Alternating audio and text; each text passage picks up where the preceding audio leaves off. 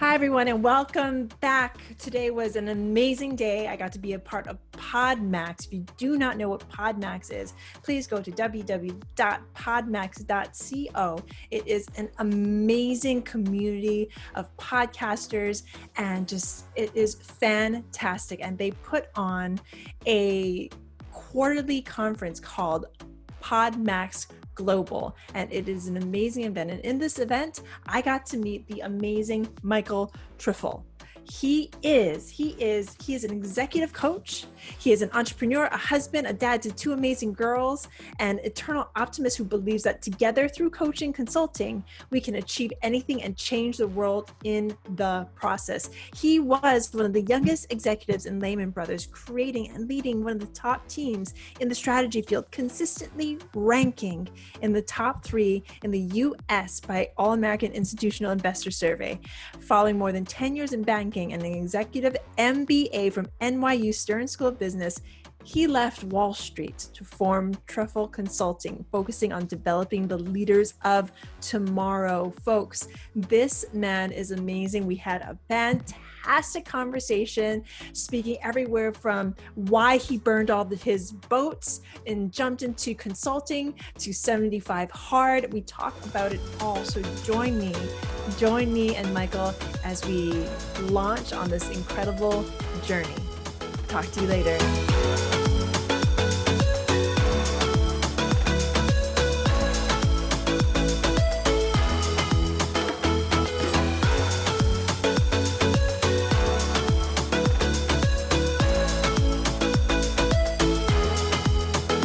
Hi, everyone, and welcome back to the Jason and Peely Project. This is an amazing, amazing, amazing day. I am here with PodMax. We are taping live on PodMax, and we are super, super grateful to be here.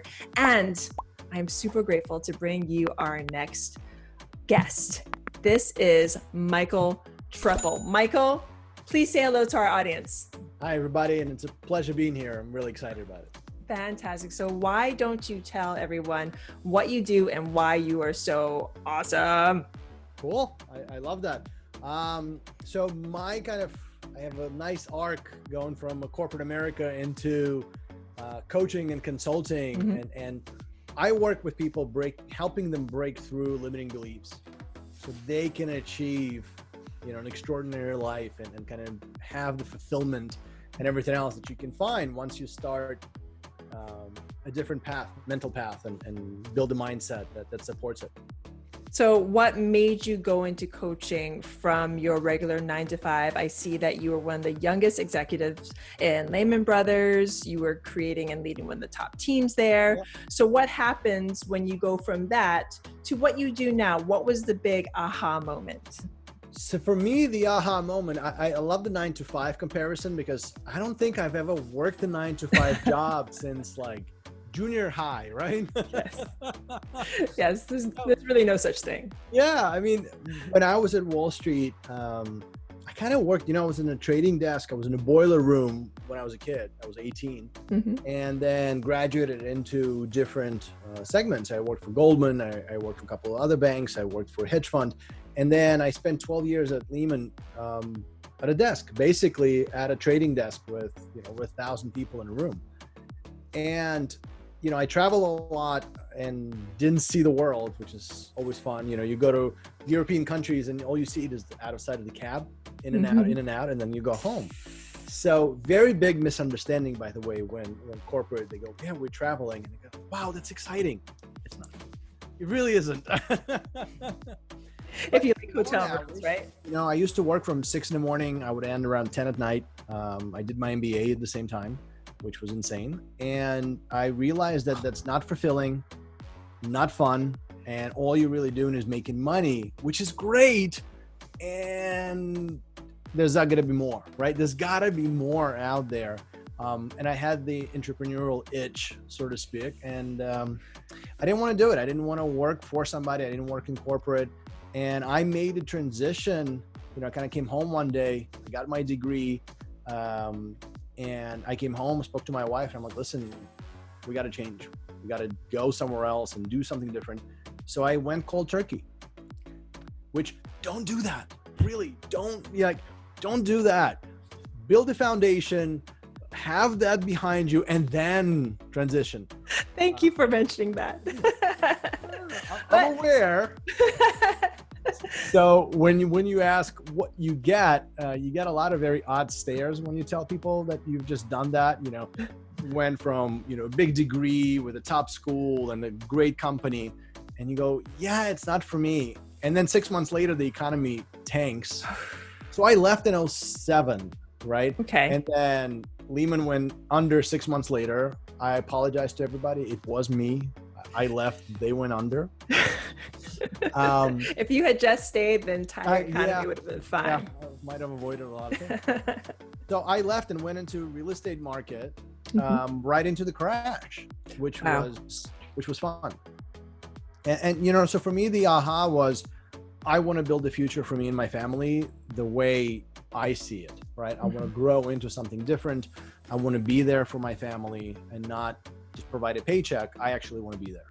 So what my listeners ask a lot of us is how do you go? How do you have seemingly a great paying job, the perfect life, to you all of a sudden know, and this hits, I've had conversations with so many people, it hits you, I'm not happy. If I go down this road, it's not going to take me where I want to be. How do you make that decision to basically burn the boats? I mean, I see that you're trained in MAPS and with Tony Robbins. Tony Robbins says, burn the boats, burn the boats and take off into your dreams. How did you burn the boats and then become the person that you needed to be for your family? I don't know if I became that immediately, right? But I burned the boats. I jumped. John Maxwell has this great thing. He talks about that you're never going to be ready, right? You're never fully ready. What you need to do is take a leap of faith and build your wings on the way down.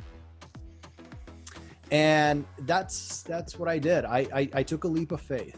I believe that I have it in me to succeed and grow and develop. And I wasn't, maybe foolishly enough or not, but I wasn't concerned about money part. I was just saying, you know what, we'll figure it out.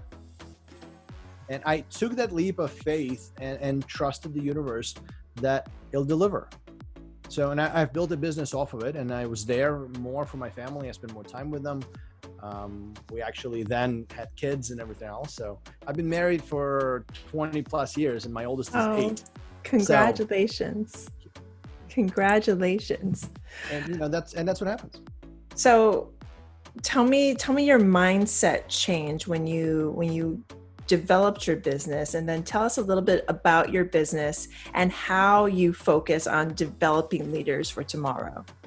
So when I was in corporate world, I was building a team as well, right? So I was building with people, but my sort of what wasn't jiving with me in a corporate world was that it's a dog eats dog, especially in a trading desk, right? We're all fighting for a small pie, and it's very aggressive. It's very stressful, lots of heart attacks, lots of early retirements and things.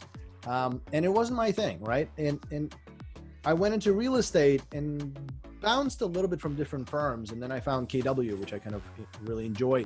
The culture is different. So it's a very, very, for the most part, right? I mean, we're all human. But for the most part, it's about people.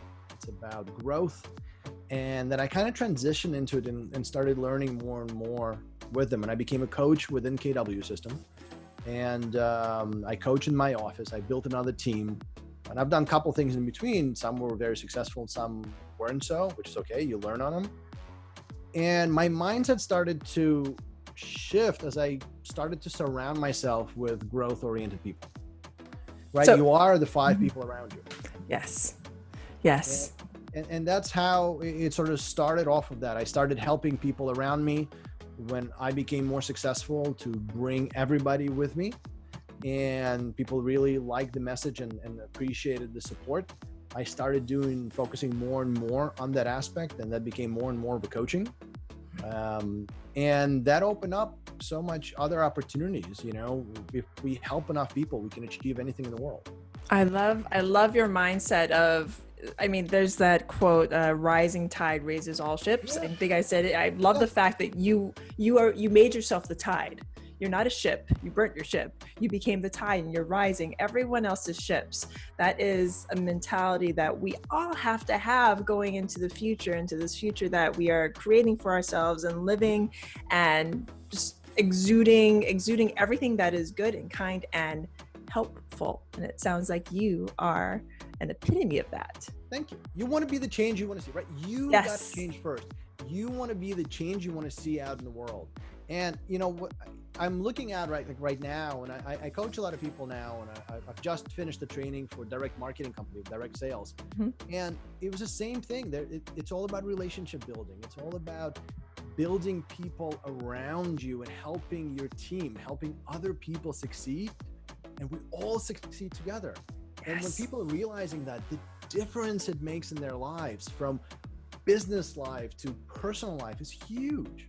Yes. Everything that you're saying, I totally agree with. And it's also and forgive me if I'm wrong, it's also the act of giving first. Yeah. Because it sounds that's exactly what you do. So give me some examples of how you give first before you receive. So in the office, I have a group of people that kind of support all the newer associates, for example. So I would help them understand what the market is. I would, from a real estate standpoint, my team would allow them to do, to shadow people, to do open houses for them, to, from a real estate standpoint, right? But I'm also, for example, as I grew right now, my wife and I have about 600 families that are part of our community that we built online.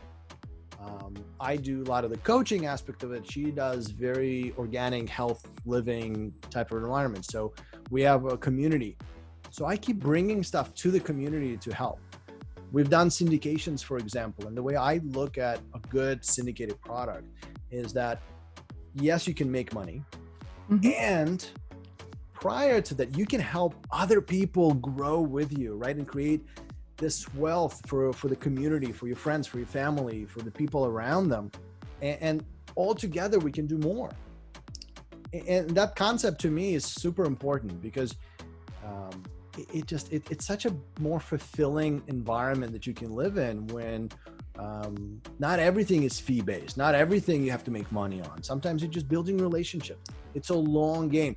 Jordan, who was doing the keynote, I think, before and then some training, he mentioned that long game, and that's what it is. And that's the difference. You play the long game, right? It's building long-term relationships without necessarily, I need something from that person. It's more of, wow, you guys are really cool. I actually want to know you. And let's have a conversation and see where that leads, wherever that might be. How can I help you, for example, right? Gary Vee tells the 5 best thing about, right? 5 best words in the English language. How can I help you? Yes. And for somebody like Gary, who's so seemingly aggressive and going in, that's the foundation of who he is. And it's the same view that I have in the world. Let's break through the limitations that we put on ourselves. And, I mentioned the pie, that my view was for a small pie before. And I think a lot of people view their life that way. They're competing for a small sliver. Bake more pies. The pie is huge. Like, build that. Because everybody benefits from it, right? No matter where you are, no matter what business or kind of career that you're building, you can be in sales, you can be in corporate sales, you can be in direct sales, marketing. If you help people, if you build your team really wide, that pie is infinite. And money is the byproduct, right? Wealth becomes the byproduct of the relationships you build. And it's awesome when it does. Everything you just said, from Gary Vee to having that piece of the pie. It's crazy when I talk to those people who are going after, like you said, that little bit of pie. And it's probably not even a very good pie. Right. When if you just took that thing that you love to do, which is this amazing, I like apple pie. So this amazing apple pie, and you serve it to everyone else and you teach them how to make pie. all the pie comes back because they start making pie, and everybody has pie. Yeah, and that's what it is. It's there's so much opportunity out there. Yes. We're so competitive, and for my kids, for example, I teach them to be competitive, but their biggest competition is them of yesterday. Yeah. Right? It's a mental thing that you have to do it, and don't compare yourself to anybody else. Just be better today than you were yesterday. And that will create so much more opportunity, so much more happiness in the world. To me, like it's almost like a spiritual awakening over the last 10 years, right? From after I left Wall Street and kind of played around with different things and build things, but more and more in coaching, and I deal with people, and I hear a lot of the relationship stuff, and I hear how they build relationship at home, how they build relationship at work. When you start unfolding those limitations that you put on yourself, your relationship with money changes, your relationship with people changes, your family grows better, like all of that improves once you shift your mindset. Everything starts at mindset, and that gratitude and abundance internally, when you're in that space, my God, I mean, there's so much amazing things out there. And I laugh about all the stuff. I was on another show before, and we were talking about what's going on now and the chaos and everything else. And it was a really cool thing. The chaos and opportunity as a Chinese symbol is the same, which blows my mind. I love that. And think about what's going on right now in the world and how people look at it, because the reality of it is in your head, right? You can look at the same situation and see completely two different things. There's a visual that I really love, and it's a comic that I've been trying to find. I've seen it once and I can't find it online, but it's two guys sitting in a jail cell, and it was just jail and they're painting. And one guy paints the bars, and the other guy paints the beautiful scenery behind it. Same situation, right? So, I talk about what's going on right now with all the quarantine and the chaos and everything else. And I speak to clients and they go, oh my God, when is this nightmare going to end? It's right. Besides the fact that that's so negative the way you talk about it, my kids, for example, because I teach them gratitude and live in gratitude, and we have to kind of find things to be grateful for daily. That's the gratitude they're saying. Like, they're grateful for the quarantine because daddy's home. Like, same situation, and you got complete happiness and complete despair. And that's my mission, to change, enable people to change their limitation, to change their limiting beliefs. Because once you shift your mindset, the future is so much brighter. We're stuck in this like quagmire of, everybody's focusing on the negativity. Shift your own mindset. You will see the beauty and opportunity, and everything changes. Everything changes. And this is what I try. Maybe I'm just preaching it too loud. Maybe I just need to just be like, but this makes my heart so happy, because your mindset is exactly where I am. Like when all of COVID first happened, my children were already sick. They didn't have COVID, or at least I don't think they did, but they were already sick. So we pulled them from daycare. We changed our entire lives. And the thing is, we started this with the mentality of, okay, so how can we switch this from this crazy pandemic that we could just like get down and just like dig ourselves into a hole? Or like you said, how can we come from an attitude of gratitude? What can we be grateful for? So because I could just like spout kindness and happiness and everything with you right now, but I want you to give our listeners some action steps. If they have lost their job, if their children didn't get to walk in their senior year graduation, if they are just bogged down by this negativity, what are some action steps that they can take to get them out and into a better mindset? So, I mean, I think that's great. And you have to take small steps every day, right? There's nothing, it's very challenging to go like this, right? And you switch over, but it's a daily action that sometimes seems almost invisible, that takes a while, and you don't know what that while is, but when you do it daily, all of a sudden you realize that you are in such a higher playing field, right? So it's every day you have to be intentional. So I have a ritual with my family, for example, and a friend of mine talked about it and introduced it to me, and I've been loving it ever since. It's called a rose, a thorn, and a sprout, right? A rose is what was beautiful about today. What did you do really well? What was amazing? What were you happy about today? A thorn is just that. What do we poke ourselves with? What can we improve, right? What do we need to learn from? Because there's no failure. Fail is only when you stop trying, right? So what's the learning opportunity? Right? So we had something beautiful. We have a learning opportunity, both amazing things. And then the sprout is, what idea do we need to percolate on? What are we thinking longer term? What, the little things that we need to nurture and grow in ourselves.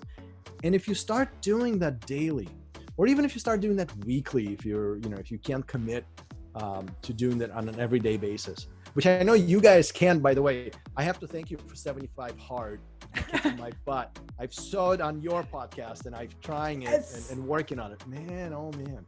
Well, we'll talk about that. We'll get to that. Yeah. So it's this daily routine of being grateful, and not grateful in a sense where I have a gratitude list, I check mark it, I move on. It's living in that. It's living in curiosity. It's living in gratitude. And it's changing the language that you speak to yourself. There's this Japanese proverb that I really, really love. And it says, be careful how you speak to yourself, because the warrior within is listening. Right? And it's the little things you can get. Jim Quick has this beautiful saying that he goes, we all talk about what we got to do. I got to go to work. I got to go to the gym. I got to go to the store, right? And it's always like, I got to do this. Change the gratitude part of it. Change one letter and say, I get to. Yes. And if you do that intentionally, daily, it becomes a habit. And once it becomes habitual, you're just a happier person. You're living in that gratitude because you get to wake up in the morning. You get to do what you want to do. You get to stay at home and spend time with your kids, right? You get to educate your kids, for example, if they're stuck at home right now. So yes, you might have missed your kids' graduation, right, on in person, but that's okay because you get to spend more time with them. Do something at home that validates them or honors their graduation. And if you do that daily, intentionally, purposefully, it shifts your world. It shifts the frequency with which you resonate, and then everything changes around. Everything that I feel like I'm talking to a mirror. You're like speaking out of my head. And just to take what you just said a step further, changing that one letter makes it from something that is brought on you, something that you have to do, but now it's a choice. Mm-hmm. Choose that you get to spend more time with your children. I have 3 little ones, all under 5. If I said I got to watch my kids, I would not be able to wake up every morning. Yeah. But I get to spend all this time with my amazing children. And it made me realize how much time they were spending in daycare and that this is what I actually wanted to do. So COVID became a blessing for me and my family.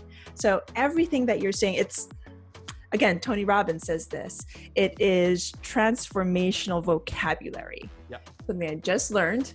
Transformational vocabulary. Maybe you, because my listeners would rather hear it from you, maybe you can explain what transformational vocabulary is. Well,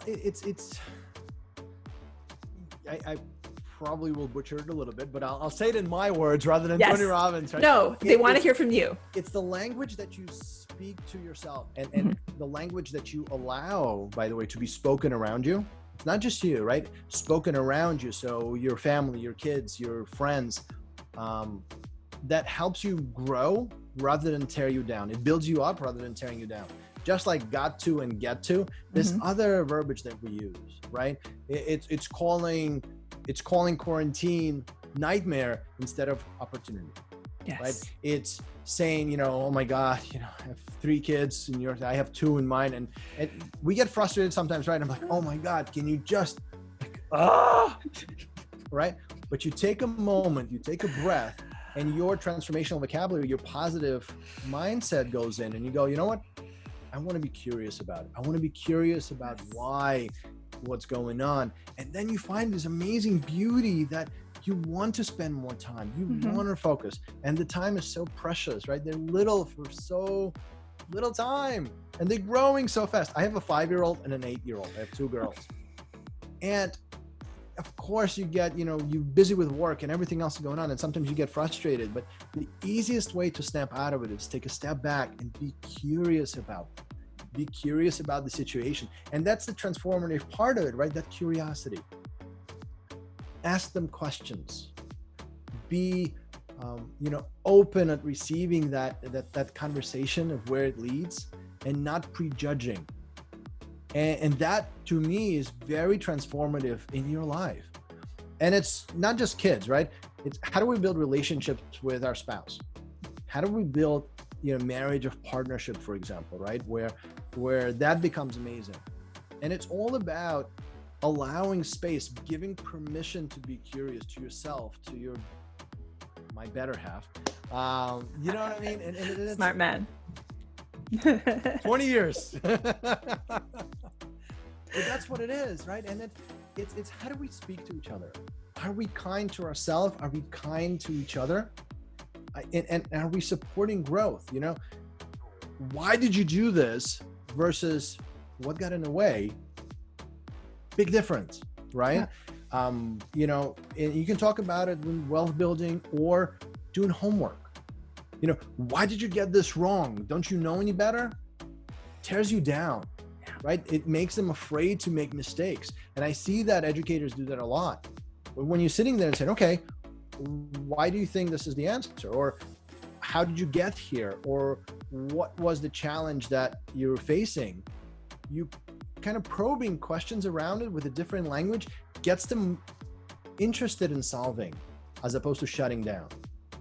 When we're talking to clients, when we, let's say from a building, you know, from a sales perspective, right? I work with a lot of salespeople as well. How can I help this person? What does this person need? What do you need from the relationship, right? Not what I need. How can I benefit? How can I serve you? You know, there's a lot of servant leadership in the conversation where it isn't really serving, it's serving you rather than serving them. But if you really transform and you talk about from the language of how do I serve my people? You know, you asked me about building leaders of tomorrow. Well, how do I serve best to these leaders so then they can go on and serve other people? If you're active about celebrating little things, if you're active and intentional and purposeful about highlighting successes, highlighting accomplishments, instead of tearing down their mistakes, so much more potential. So much more potential. I love the talk on potential and taking that transformation and transforming just those little things, especially when you talk to your children, because they follow that. If you tear them down, then they're going to feel torn down. So now that we're talking about transformational, and you know where I'm going to go, you said one of my favorite, 3 words? 75 hard. You heard about 75 Hard on our podcast. This is something Jason and I have been doing for the better part of this year. And we are actually on phase 3. So you are on 75 Hard. So it's 75 Hard, then phase 1, phase 2, and phase 3. How are you doing? And how can I best serve you? I've been having fun with it. And it's funny, you know, when I heard the podcast, I went to my wife. I'm like, listen, there's this amazing challenge that we can do together. She said, nope, you can do it. That's okay. I'll support you. I'm like, all right, so we got to do this, and this. And she goes, yep, awesome. Do it. I'll support you every way that you need. I'm like, okay. I started doing it, and you know, it's late in the evening, and I open the refrigerator. She's like, what are you doing? I love your wife. So and it's, I have to stay curious there because I want that snack. And she's like, listen, you subscribe, you got to do this. So she's kicking my butt. And I, to be honest and authentic, I haven't succeeded yet.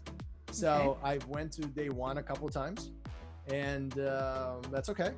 That is getting there. That is okay. Oh, 75 hard. That is the reason why you do it.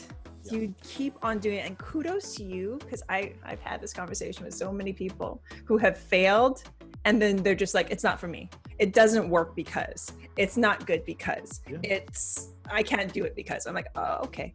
If that's, I try and switch their mindset. I'm like, it's scalable.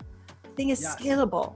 And it's also, what Tony Robbins, we talked about him before, right?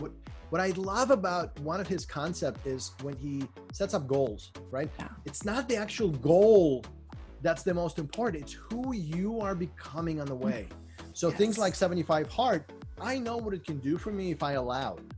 Yes, it's going to kick my butt. Yes, it's going to be hard, but that's the point. Yes. If it was easy, and you know what? I take that the same thing with schooling. My oldest loves to read. She's a huge reader. So she'll go in and she goes, oh, like this was too hard. I'm like, yeah, because you're at the right level. If it was too easy, because sometimes she'll do like something and they'll go, oh yeah, this was really easy. I'm like, yep, you're outgrown that. So it's not worth doing anymore. She goes, no, it was great. I'm like, no, you didn't learn anything from it because it didn't challenge, right? So if it's not challenging, and what I like about the 75 hard is that it doesn't seem huge, and it's not overly restrictive, but it's the little steps. They're simple steps, right? It's simplicity. That's where the beauty comes in, right? It's from that simplicity, that's the hard part, because that you can become habitual about it. And if you become habitual about it, I think the changes are going to be astronomical, physical and mental. But you have to grow into it. I know I'm not going to succeed the first time. I didn't expect anything different. I looked at it, I'm like, okay, I drink a lot of water naturally. I've done some changes from Tony Robbins. I've gave up. It's interesting. I did UPW last year, walking on fire and everything else. And I gave up alcohol. Good for you. I've never been a big drinker anyway, but I gave up alcohol. And so now every once in a while I'll have wine socially. But this one, I'm like, all right, 75 days of completely cut off, right? There's no little shifts, right? There's no little kind of cheating and twisting and everything else. And I love that because, if you have strong rules on some things, they're liberating. They're not binding. I've had this discussion, and this comes from a really great book on the perfect day formula, but it's setting up rules is liberating. And what happens is, let's say you want to lose weight, right? And you go into a party, you go to your friend's party, and the host will offer you some sweets or burgers or whatever. Let's say they're offering you burgers, and you go, oh my God, now it's stressful, right? I have to say no, and how do I get out of it? Okay, maybe I'll eat a little bit, but because you don't have the rule. But what if you're vegan? It's not a problem anymore, right? Or if somebody's offering you alcohol and you have to pass, but what if you're 6 months pregnant? Like that. And so if you create the proper rules, life becomes easier because well, that's what I need to do. I don't have to use my willpower to say, well, maybe now, maybe it's okay. I know I said I'm not going to eat after 8, but it's only 8:05. You don't have that gray area, right? There's some rigidity to it, but it's beautiful when it happens. I love that. Like, the rules are so cut and dry, and you can't, like you said, you can't just drink a half a gallon of water. You have to drink the whole gallon or you fail. Yep. You can't just maybe have a sip of alcohol. You fail. You can't not work out outside, because then you fail. And the thing is that failure is just the concept of, because again, with 75 hard, you only actually fail if you don't get up again. You don't get up again, and you don't get up again, and try and try. And it's a choice, right? Yeah. You're not, and what I love about it, it's not that you actually fail. It's, listen, you want to have alcohol? No problem. Go ahead. You choose to go back to the beginning, right? That's your choice. Yes. You can just go back to the beginning. So if it's worth for you to drink and start over when you're in day 70, okay, that's up to you, but that's what happens, right? And it's, you make that choice. And if you evaluate life this way, it's a beautiful thing, right? Yes. And that's where limiting beliefs come in. That's where we can challenge. Like, look, we all have a choice how we look at life. How do we look at the opportunities in front of us? How do we look at our realities? There's an interesting theory of multiple universe, multiple realities type of thing, because we create our own reality. Because what we believe in, what we accept as the truth, becomes the reality that we set around us. You know, there was an experiment with the kids where an experimenter came into the school and they gave everybody a test. I don't remember the name of the experiment, but it was brilliantly done. They gave everybody a test, and then they came back afterwards and said, okay, these kids are geniuses because they were really great at this test, and these kids are okay. And what happened, they followed that for years afterwards. The kids who they said were, oh, these kids are really, really smart, they succeeded on a much higher level. Because two things happened. A, the kids believed that they were smarter, so they pushed harder. And the teachers thought that they were harder, so they kept pushing on them as well. And then it took like 10 years, and then he came out and said, you know, we actually didn't even score the test. We just took the paper and didn't even look at them. It didn't matter. That wasn't the experiment. But the idea was that the new reality was created. Because if you believe that you have more potential, you will go farther, right? It's mental. Everything starts with mindset. Yes.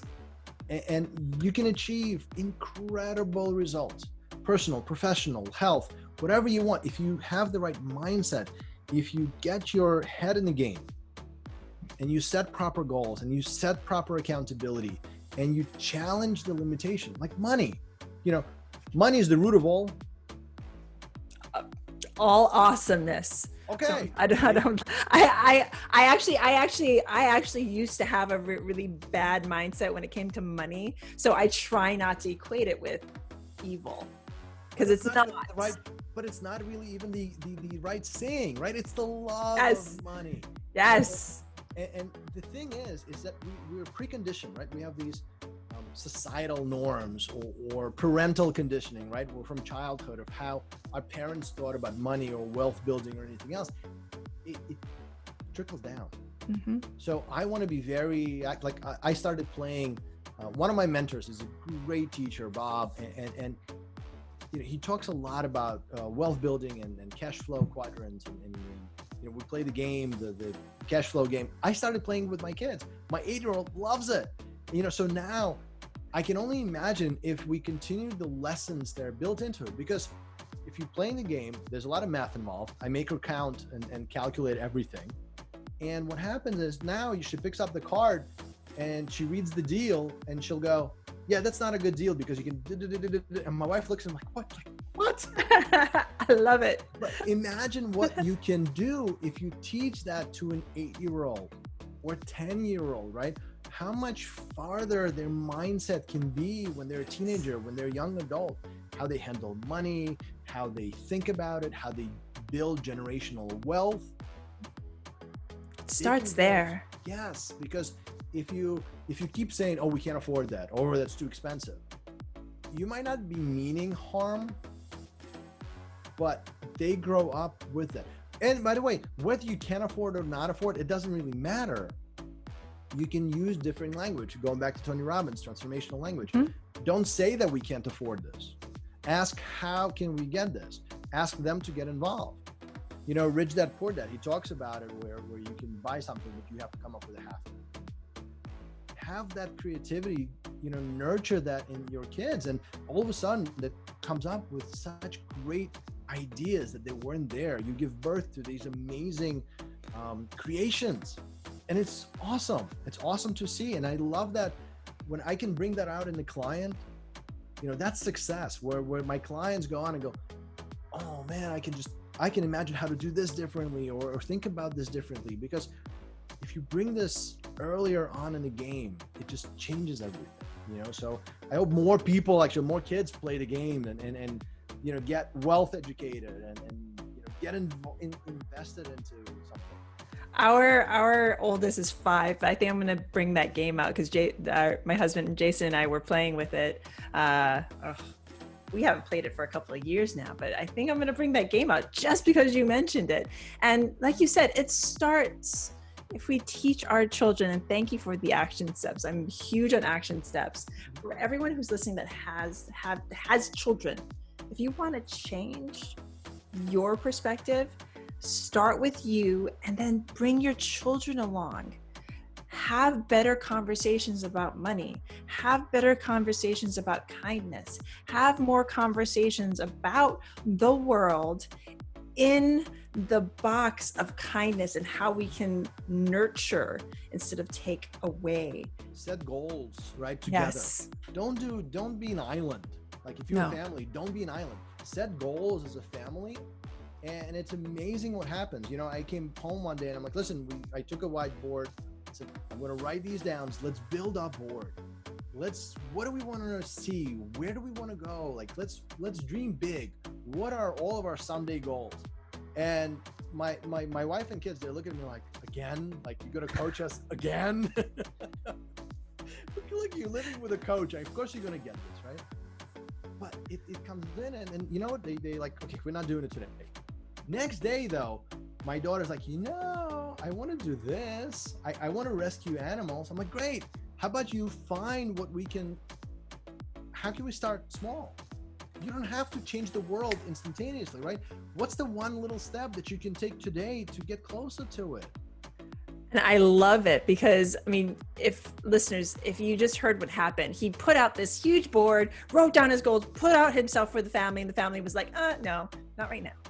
But the thing is, folks, Michael gave his family the permission to speak, the permission to reach down deep inside and be like, you know what, I want to save animals. You know what, I want to do this. You know what, I want to do that. And then the thoughts get bigger and bigger, but your children and your significant other, sometimes they need the permission to tell you things. Maybe they're not sharing because you haven't given them the permission to.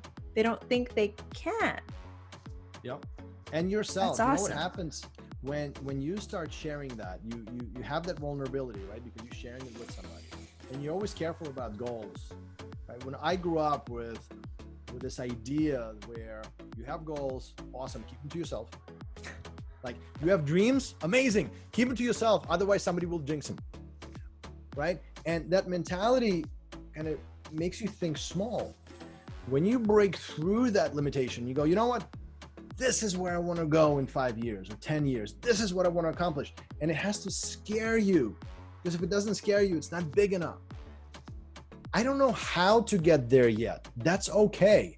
We can work backwards and create a systems and a plan and the action steps that you can take every day to get you closer to that goal, right? Because it's who you're becoming on the way. Same thing with 75 Hard. It's who you are becoming on the way to achieving the whole program, right?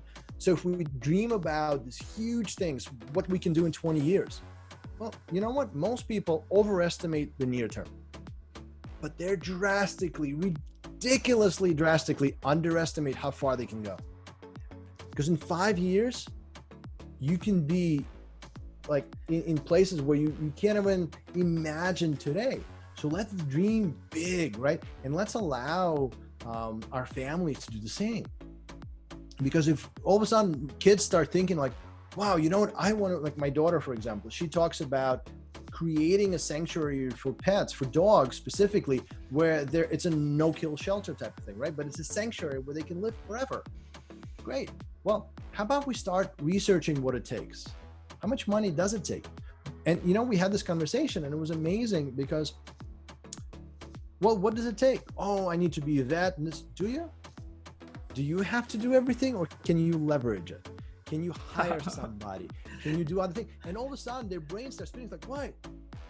Oh, I don't have to. I can actually do what I love in something else and take that money that I make and invest into and it's like you see their eyes light up. Like, wow, you can do so many things. just the possibilities that you can open up for your children. Oh my goodness. You're making my heart start to burst. Okay, so we have okay. Before I like start going and we start tangenting on saving animals and saving the planet, because I could do that. I want you to let my listeners know how they can find you, because you just earned another follower in me. I want my listeners to know where they can find you and how they can learn more about what you do. My website is trefelconsulting.com. And you can follow me online. Although I have to be honest, I don't do a lot of things online. I have some private groups within which I coach and everything. Everybody's kicking my butt and saying I have to be better and putting more things out there. But there's only so much time in the day, right? But Trefel Consulting is my website, and I will have a blog on that shortly, and kind of I'm putting out videos as they produced and talk about it. But I talk a lot about these things online, and every once in a while I'll run a challenge online on my Facebook to just get people with small action steps every day. You know, I've done when this whole quarantine happened, what I've done for our community, I went into the group and I said, okay, for the next week, we're going to do a challenge. And it was positive things that you're doing every morning. And I was on at 8 in the morning. So everybody had to wake up earlier. I'm an early riser anyway, so that was cool. Yeah. But it's every day you take a little step, and things like reach out to one person today that you haven't talked to in months. You know, say thank you to somebody today that you haven't said that before, even if it's in the family, right? Or drink more water today. It was little steps, but what happened is when you accumulate, it's cumulative effect, right? It's you doing these things every day and you're adding up to it and you're adding up, and all of a sudden the week passes and you go, wait, I've made new friends, I've reconnected. I've had people that reconnected with their families through Zoom, that people they haven't talked to in years, because you know what? They got challenged to and got a little push. Sometimes you need to push people around you to do something. And it was amazing. You gave people permission to succeed. Thank you. You gave them the permission to succeed. Yeah. Thank you so much, Michael, for coming on my podcast, for being part of PodMax. This has been an amazing conversation that I will cherish. So for everyone that's listening, I want you to take an action step right now. As soon as you're done listening to this, go to the website. I will leave it in the show notes. Check out what Michael does. You will not be disappointed. He might be the answer that you are looking for. And reach out if you have questions, reach out. So thank you again, Michael. Thank you very much. And for everybody that's listening, I am so grateful. Please, if you loved what you heard, rate, review, subscribe, and aloha. Join us for your second cup of coffee every Monday through Friday at noon. Live every day, bringing us our best content we've done so far. Super excited, super engaging, bunch of great guests. We're here to answer your questions, and we so appreciate you listening. Make sure to check us out. Can't wait to see you.